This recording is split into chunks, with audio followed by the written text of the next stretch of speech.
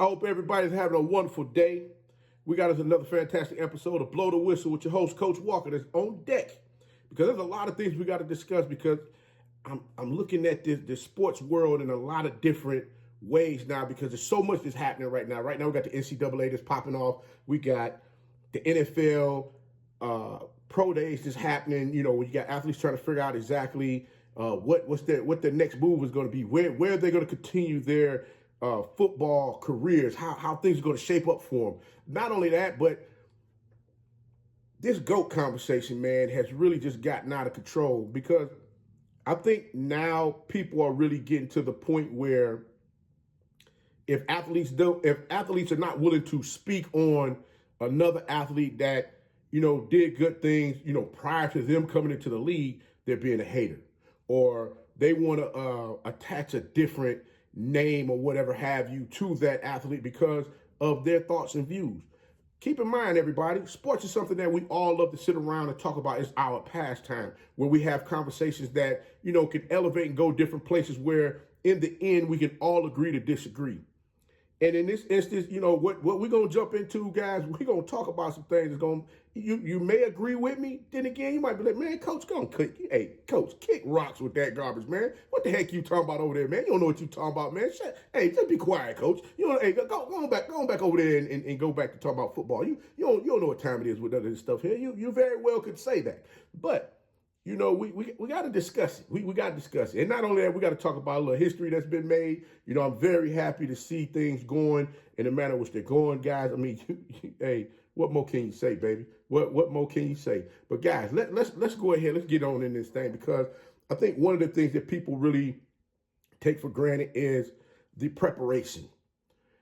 Every athlete, every team has to get out there and prepare for the season. They're preparing by themselves. They're preparing with the team. They have to prepare for different moments that they may see along the journey that they're going to go through from Little League all the way up to pros and, you know, from Little League, high school, college, pros, you name it, even life. You have to prepare for things to make sure that when those things happen, you have some type of means that you can come up with some type of answer, or you're able to come up with a move that's going to allow you to continue to keep motion going on for your situation that, you know, you can be successful.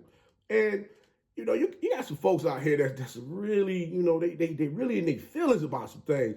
But I just feel it's time that we had this conversation because I really feel like people don't understand what's going on out here in some instances. Now, over the past couple of weeks, we've seen some coaches and athletic directors, you know, as well as commissioners, especially with this March Madness that's happening, that's going to take place today.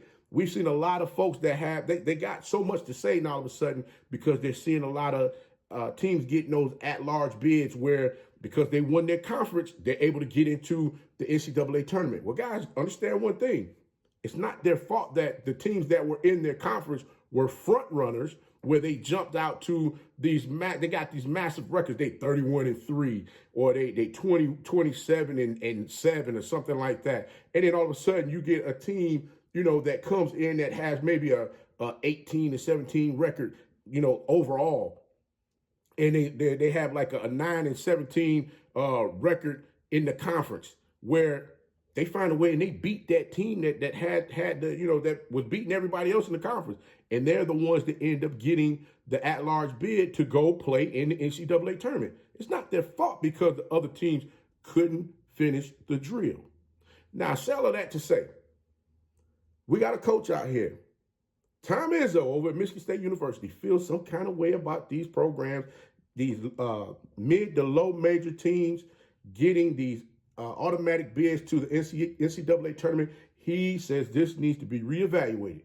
Now, I can understand from his standpoint why, you know, hey, this needs to be reevaluated because the simple fact is he's lost to several of those mid to low major teams in the past. I mean, you got Memphis, Nevada, who was it, Tennessee? I think it was, who was it, Tennessee Martin, somebody like that he actually lost to them in the NCAA tournament.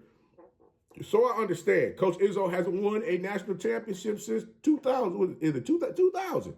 So he's trying to find a way, find a means to get himself back in the swing of things for him to, you know, get that old thing back where he can finally get into another Final Four round, which the last time I believe that happened, Draymond Green was on the Michigan State men's basketball team. So understand, I understand where he's coming from, but I'm trying to wrap my mind around how do you see that this needs to be reevaluated when these teams earn their keep, they earn their way.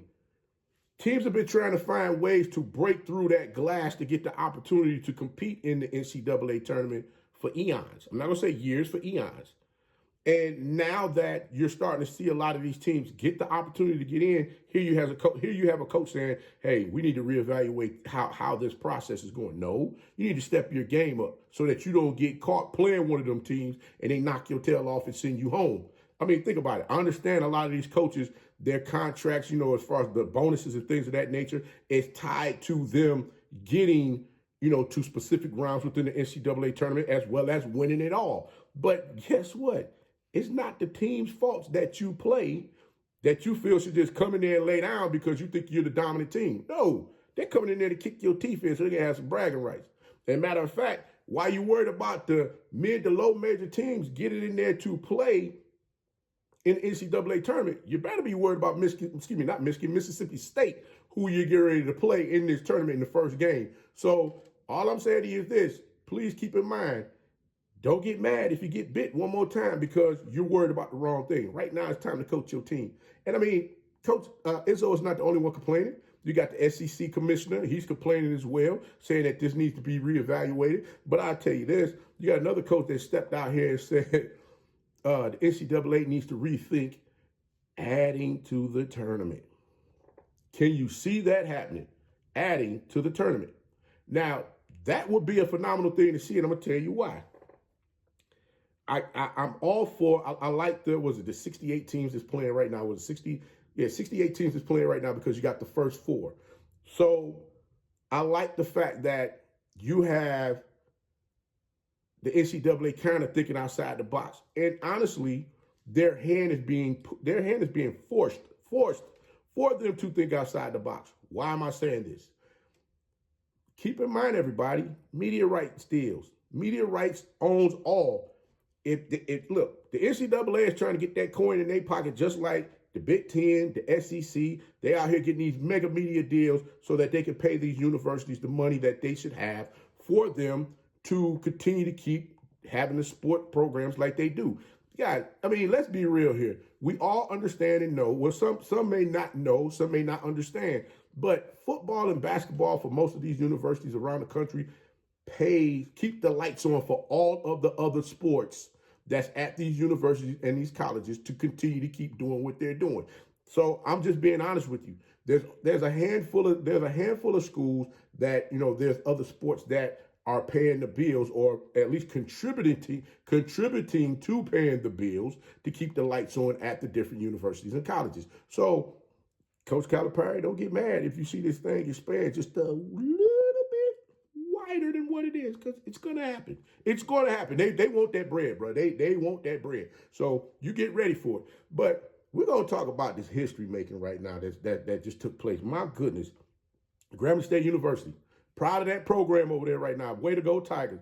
You had a Tiger get out there and snatch the life out of a Bobcat. I said it the way I said it. Don't get upset with me. I said it the way I said it. Yes, you had them Grambling Tigers get out there and they snatched the life out of a Bobcat, letting that Bobcat know, hey, look, we here to play. We're not up for all of this badness. You got to give Coach Jackson his props, because watching the game, it kind of reminded me of some coaches where they look at their team and they see that the team, I'm not going to say Grambling was gassed or they didn't have any, they had answers, but they weren't putting any points up on the board. And being down nine in the first half and then going into the second half and that lead ballooning to somewhere around 14, 15 points, like 15 minutes left in the second half, you got to find a way. And understanding when you're in March Madness, they call it March Madness for a reason. You're going to have some things that's going to go on with your team where you're going to get that spark, or maybe you might not be able to get the spark from the team. You're going to have an unsung hero. You may have a hero that come out there and just when you don't need them to be so unsung, they kind of shoot your team out the game. Well, that didn't happen in this instance. In this instance, you had Grambling State University men's basketball team that was prepared for this moment. They were down 17 points against an opponent this season, came back and won. They were down in a game in which they ended up taking that game to double overtime. Unfortunately, they didn't come on top. They didn't come out on top in that game. But this was the moment that Coach Jackson had to dig in that bag and find that recipe, find that missing ingredient to get the team rolling, and no matter what they need to roll for them to go ahead and move forward in this tournament. That missing ingredient was his bench. That missing ingredient was a young man that came out there, put 19 points up on the board. Montana thought everything was sweet. They thought the motion was right in this game. Listen, Montana was out there shooting the NCAA letters off the daggone basketball with the number of threes that they put up in this game, because what they were looking to do was they were hoping that they were going to find a way to capsize Grambling State's boat for them to go ahead and pack it in and go home, trying to let them know that, hey, y'all didn't belong. Y'all don't belong here. Y'all, hey, listen, y'all are HBCU. Yeah, you might be a Division I school, but you're an HBCU program that y'all don't have all the facilities and things that we got to get out here and really compete in this thing. Y'all don't have the things that we have to, make sure everything's gonna go right. But one thing that they did have, they was able to make their free throws. They was able to control the boards, both on the offense and defensive side. They also beat them boys up in the paint. So when you got that recipe right there and you're able to control what you can control, 9 times out of 10, you probably will get that win. And in this instance, while Montana thought they was the Steph Currys just shooting the hell out the daggone basketball from behind the arc, they found out the hard way. You got a scrappy bunch out there on that court that's going to give you any and everything that you could ever imagine. And they ain't going to lay down. Coach Jackson jumped in his bag. I believe he went, 10, he played 10 players in this game. And he found that right mix in which you had a young man come out there and he did the daggone thing in which the lights was not too bright for him. Like I said, this young man, he got time here and there. You saw him, he might have scored, a couple of points here and there throughout the season, in different games, but tonight was his night. And you got to take your hats off to all of the players on the team, but Jamel Cofer led the Grambling State Tigers with 19 points in the game. Like I said, Cofer gave them that spark in the game in which he was able to come out there, control what he can control, and didn't play outside of what Coach Jackson required for the Grambling State to how he expected them to play. He didn't do that. He stayed within the formula that was set forth for them to go out there and get this win. Again, you had other Grambling State Tigers basketball players. Jordan Smith, he had 18 points, 9 rebounds, 3 blocks, 3 steals. Antoine Burnett had 18 points, 5 rebounds. And not only that, Stevenson had 10 points in the game. So looking at what they were able to do out there on the basketball court tonight, they got the win against Montana to move on to the NCAA tournament. Salute to Grambling State on being the first HBCU program to win a NCAA tournament game. Salute to you guys on that, on being able to create history. Like I stated before, March Madness, the NCAA tournament, when they call it March Madness, you're going to go through a whole bunch of madness just to get to the Final Four and then go on to play in that national championship game. I'm looking to see how far Grambling State's going to go, because guess what? They can play with you in the paint. As long as they stay within the game plan, they're going to be fine. They play Purdue on Friday, so we're going to see what they're going to do. You got Jackson State on deck. They're playing Connecticut tonight. They are not giving Jackson State a chance in HELL to get out there and make a mark in this game. I'm hoping that the Lady Tigers go out there and do what they need to do and stay focused on the task at hand. Don't have an out-of-body moment when you don't need to, which ends up putting the team in a situation that's going to have them down about 15, 20 in the game, in which if you stay to the plan, you can go ahead and move this thing the way you need to. I think Coach Tamika Reed has enough over there with that Jackson State Tigers ladies, women's, that I believe that Coach Tamika Reed has enough with the Jackson State Lady Tigers basketball program to get out here and scare the hell out of daggone Coach Umiora and UConn. I do believe that. So we're going to wait and see how that goes. We're going to see if the ladies going to be able to create a little magic of their own tonight against UConn. But guys, we're going to go ahead and get into this GOAT talk. Because listen, everybody wants to be the GOAT. Or better yet, you have everyone feels that there can only be one GOAT. They can't be nobody else. They feel that Tom Brady is the GOAT of the NFL, and they feel that Michael Jordan is the GOAT of the NBA. Well, guys, I'm going to be honest with you. When you evaluate everything that's going on, I get it. You want to, you make him the GOAT, saying no one has pushed the NBA to higher heights other than Michael Jordan. Well, guys, you got to understand one thing. At the time when Michael Jordan came into the league, no one was really watching NBA basketball unless it was the Lakers and the Celtics playing. I mean, let's be real here. I mean, those were the only two teams that were really being watched at that time. You had the Sixers there sliding there, and the Knicks, of course. But the only two teams that were really being watched was Bird and Magic. I mean, what are we talking about? Yeah, Michael Jordan came into the NBA at a time where I call it the snowball was going on at that time, where you had a whole bunch of players that weren't really enthused in getting out there, making sure that they were able to compete with their team. They were so busy wanting to have recreational fun that, didn't pertain to basketball. I mean, basketball is a recreational sport, but they weren't really paying no mind to that. And now you have the sport pundits out here that feel that they could just climb all over athletes at the drop of a hat and make them feel, or think they're making them feel some type of way, especially when it comes to them giving their opinion about a situation. Well, here we go. You got JJ Redick and LeBron James. They started a podcast together. We had a sports analyst jump out here and say that, it only made sense. It only would make sense for him to put that up on uninterrupted. Why would he go create his own podcast? He's trying to create the narrative for when he retires playing basketball. I'm looking like, man, this guy's a straight trip. But sadly enough, was it 532? Was it 432?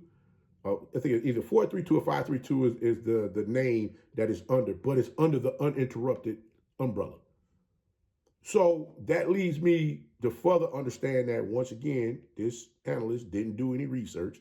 He just jumped out there with a sound bite and decided, you know what, I'm gonna kick the can down the road and make this person feel some type of way. And everybody has a tendency of gravitating to those type of sound bites and want to make, LeBron James or whoever the athlete is, feel some type of way. In which they don't quite understand that sometimes these sound bites that they jump on and want to push in the manner in which they want to push them, you're capsizing people's careers based on your thoughts when you have not put no time in to get out here and go through go through all of the instances in which these athletes had to prepare their minds, bodies, and spirits to get out here and compete at a high level. Here you got LeBron James and JJ Redick. They're having a conversation. JJ Redick asked LeBron James, who would you consider as an influencer in the NBA? LeBron James said, since I've been watching basketball, and I'm gonna give you the soundbite that they was used, because I'm afraid if I use their soundbite, I'm probably gonna get clipped for it. So I'm gonna try to, quote unquote, I'm gonna try to repeat exactly what LeBron James said so that it's accurate, it's spot on as far as with how he answered this. And this was based off the soundbite that was used.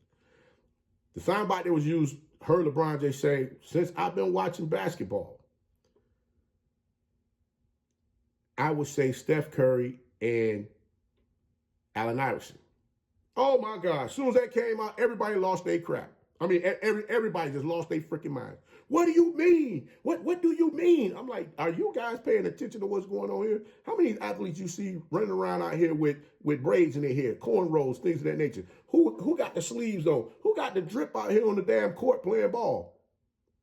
You see none other than, you go back to Allen Iverson, who has been out of the NBA for some time now. You got a bunch of athletes that's still doing the same thing that Allen Iverson was doing, even with the crossover. Now, another person he said was Steph Curry. Because Carolina, when you look at Going back to what Grambling State was able to do against Montana last night in the NCAA first four, where they was able to win the game. Yes, you got these athletes that feel that no lead is safe. And LeBron James said that. Montana was down. Montana was up. Grambling came back to win the game. Excuse me. Montana was up. Grambling came back to take the lead and secure a lead of their own. Montana turned back around. What did they do? They went back to shooting three-pointers to get them back in the game. So again, they're letting teams know, hey, listen, your lead is not safe. Coach Jackson for Grambling State, they was down 14 points in the daggone second half. With what? Was it 17? Was it 12? 15, 12 minutes left to go in the second half? Some teams, when you sit there and watch what's going on and you looking at your team and they're not responding in the manner which you need them to respond, a lot of them coaches would pack it up and say, you know what, we ain't gonna get this win. Not now. Not freaking now. Not with Steph Curry in the daggone NBA shooting three-pointers at the clip that he's shooting them at. And I mean, he busted folks in the head, especially in their heyday when you really had the Splash Brothers really out here busting folks up. When you thought you had a lead in the game, them jokers came back and lit your team up and walked up out of there with the victory. And you see Steph Curry skipping off the damn court. You know damn well you want to run up and trip his behind wearing them daggone Under Armour shoes. You know daggone well you want to go trip his behind. Like, man, I can't believe this sucker just beat us again like this. Yes. Yes. Because he prepared himself for these moments. Now, is there some other influences out there? Absolutely. But the thing with those influences of the game, the NBA is trying to wash it away. I'll give you one. James Harden. Dribble, step back, shoot the three. How many folks you see do that now? That's in their repertoire to do now. And when James Harden was really doing it, he was the one that was going to the free throw line all the daggone time. Now you got so many folks complaining about it. Guess what? They don't even call that crap no more. They don't even call it no more. So what are we talking about, guys? Do you really believe that the NBA is going to take away take away that three-point game away from him like that, you know, like James Harden with his dribble, step back, shoot the three? No. Because they want to see the points go up. But now one thing I will tell you is this: watch how the NBA change up come this fall. Not the fall. Watch how the NBA change up when the playoffs start. You're gonna see some folks getting fouled on threes, they ain't gonna get them calls. It's only gonna be certain athletes gonna get calls. As a matter of fact, when you talk about your GOAT, go do your research out there. They talk about daggone how Michael Jordan, he was carrying the ball. They called carry against everybody else. But they got mad at the official when he called carry against Michael Jordan in a game. And guess what? After halftime, they wasn't calling that crap no more. Not on him. So, I mean, what are we talking about? LeBron James and J.J. Redick are sitting down giving individuals history on how a lot of things have taken place within the NBA. And there's nothing wrong with that. Everybody has a different person that they view as the GOAT. They do. Like I said, I don't feel Michael Jordan's the GOAT. I don't. I like what LeBron James has been able to do since he's been in the NBA. He's been to the NBA Finals 10 times. He went 9 straight. Who else has done that? I don't give a damn about his record. I don't care about that. I don't. Because when you have an athlete that could take a band of misfits, when you have an athlete that could take 3 crushed cans of daggone Sprite and 2 bottles of Yoo-Hoo, and a bottle of Yoo-Hoo along with himself to the NBA Finals, what are we talking about? What are we talking about? And then when he won in Cleveland and Kyrie left, everybody said he couldn't do it again. And he ended up doing it again. But they went, guess what? They made sure they found a way that he was not going to be able to win it by himself. Why? Because they added Kevin Durant to their team. Had to stack the deck. What are we talking about, guys? Are we watching or are we just talking? Or are we watching and talking? But the GOAT, where did the GOAT come from? The GOAT came from LL Cool J. That many would say. In all honesty, it didn't come from LL Cool J. It came from Muhammad Ali. The greatest of all time. That's who it came from. It came from Muhammad Ali. And then you had Earl the Man Goat, which LL Cool J sat down with Big Boy in the neighborhood and he told him, hey, listen, I got it from Muhammad Ali and Earl the Man of GOAT. I put it together. I came with an acronym for GOAT. That's where it comes from. So everybody wants to dub Michael Jordan the GOAT. That's fine. You can say he was an influencer, yeah, with shoes. He was an influencer with shoes. He was an influence. I mean, the only person he really influenced was Kobe. You do hear some folks talk about Mamba mentality, but they're not talking about that as much as they used to. But again, who's still a big influence within the NBA? Allen Iverson, Steph Curry. Whether you like it or not, it is what it is. It is what it is. And even myself, I sat there and looked like, man, y'all crazy. If Michael Jordan was in the NBA today, do you think he would have all of the accolades that he currently has playing during the era which he played? Leave your comments down below. Leave your comments down below. But guys, Coach ain't gonna hold y'all up no longer, man. Like I stated before, I like what LeBron James is doing from a business standpoint. He's including a lot of different people into his circle to build something bigger than what many people can really envision. And I honestly feel that Maverick Carter and LeBron James with the Uninterrupted, along with the other shows that I believe have already come out with other people, I think that's going to expand beyond everybody's wildest imagination. They're going to give people a run for their money, especially some of these sport analysts that don't really, they turn this into a popularity contest, and they ain't really talking about hoops. That's why you have the KDs, you have the Draymond Greens, you have the Kyries, you have the Playoff P, you have the Gilbert Arenas, you have the Kwame Browns, you have all of these individuals out here that played the game that are now speaking and talking at a level where they're giving you insight on what's going on. Yeah, I get it. LeBron James, just like all the rest of those athletes, they sick and tired of having to kiss the ring when they shouldn't have to kiss no ring, especially not of somebody that have never endured anything that they've ever went through to prepare themselves for the moments that they've had to go through and the moments that they will go through while they're playing the sport that they love to play. So for all my athletes, y'all remember that. You got to go through some moments. But Coach gonna go ahead and get up on out this thing. Before I go, if y'all have not checked out that show, y'all go make sure y'all go check out that show with LeBron James and JJ Redick. You can just do a search for it to come up for you. And the crazy thing about it is the man had over 1 million views. I think it was like 8 hours or something like that. So they're already doing numbers. They're doing numbers. And I believe they only got 2 episodes up. While some other folks, they get on here and holler and scream on their mic all day long. And, you know, you got people that came into the building to help bolster up what you got going on, and everybody's blowing by you. So, again, I'm just saying, the narrative of the chaos is changing. So y'all go ahead and strap in and get ready, because it's going to get fun. This going to get fun. But congratulations to everybody out there, man, on being able to generate history. Salute to Grambling State University.